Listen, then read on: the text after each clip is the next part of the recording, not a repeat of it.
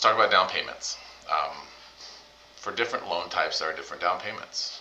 For USDA, VA, down payment assistance loans, you're not going to have a down payment. Those, I consider them all 100% financing. A down payment assistance loan wouldn't technically be considered 100% financing because the down payment assistance program is covering your minimum required down payment for the FHA loan or the conventional loan or what have you. But at the end of the day, the only thing you're going to be responsible for coming in with is closing costs, more or less. And depending on the market and the seller, there's a potential that the seller could cover those closing costs. So in a down payment assistance product or USDA or VA loan, there's a potential to come in with very little out of pocket. So that's enticing depending on what the financial situation is, or if you just are trying to conserve as much cash as possible. Minimum down payment for FHA is 3.5%. Minimum for conventional is 3%. And there are benefits to all loans, obviously. An FHA loan is really designed for that first-time home buyer that may or may not have great credit. With an FHA loan, you can start as low as 580 on your credit, keeping in mind that mortgage credit versus consumer credit isn't always the same. So, if you're looking at your Credit Karma or your, Capital One is sending you your credit score every month, that's going to be considered consumer credit and probably uses a different algorithm than mortgage companies use. For now, all mortgage companies across the board use the FICO 2 scoring model, which is kind of old, but at the end of the day, it takes a longer look at your history. So if you had a, collection or a missed T-Mobile bill 3 years ago, that might still be chasing you and keeping your score a little lower on a mortgage credit report versus a consumer credit, where generally those are looked at a little more short term, so they just don't care. You might have 700 credit on Credit Karma with your consumer credit and 650 on a mortgage credit report. So those are just things to think about. We always take a look and try to maximize your credit score before it's time to purchase your home. So those are things that we discuss in our initial conversation. Reasons to put more down or less down. FHA, there's not a lot of reasons to put more than the minimum down.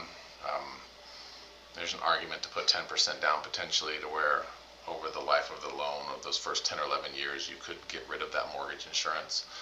But recently the required monthly mortgage insurance for FHA was reduced a couple years ago, so it makes it less punitive. And depending on what market you're in, like we're in Arizona, I'm in Arizona, so our market tends to appreciate pretty quickly. So to me, putting as little as you are comfortable with down and letting the market kind of build the equity in your home is a pretty good strategy. But for the conventional loan side, minimum 3% down. The downside to putting 3% down is you're going to pay the highest percentage of mortgage insurance for a conventional loan with a 3% down payment. Now if you move up to 5%, that rate goes down, and you go to 10%, it goes down a little more, and then 15%, and then of course at 20% you don't have any mortgage insurance. But if you're considering, say you have excellent credit, 720 plus, your mortgage insurance percentage is going to be low. For example, on that $400,000 house, say you have $80,000 and you want to put $80,000 down to avoid paying mortgage insurance. Well, mortgage insurance on a 10% down conversation there would probably be about $100 a month, and reducing that down payment 10% would add another, let's see, 40, say $300 a month. So call it, your total payment would be $400 a month higher, but you'd be saving 40 grand at the beginning. So you just have to decide if 40 grand is worth 400 bucks a month, and for how long.